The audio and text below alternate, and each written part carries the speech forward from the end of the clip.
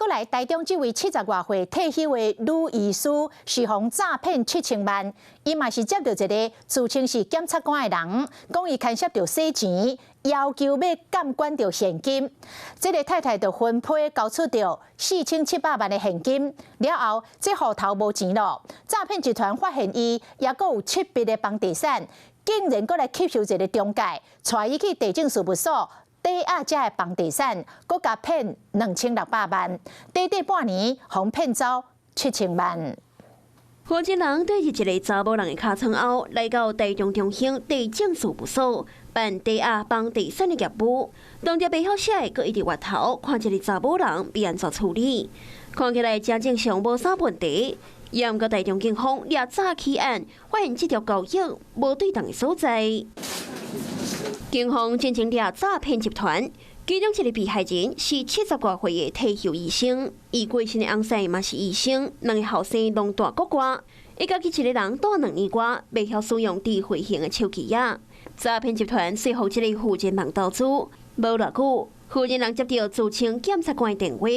讲伊牵涉到洗钱防治法，要求监管伊名下所有现金。富人年纪比较大，诈骗集团车手约在他住家附近走路可以到的距离面交780万元的巨款，但全程都被监视器拍下。负责人抢挂一沓现金，行到电话卡，诈骗集团的车手为对面行过来，钱摕了就做伊走，规个过程无够10秒。富人担心遭诬陷洗钱处罚，晚节不保，至指定处所交付。负责人拢总哄骗4700万，诈骗集团阁发现伊名下阁有7条房产，竟然就吸收一个土地中人，带负责人去地政事务所抵押房产借2600万，短半年拢总哄骗走7000多万。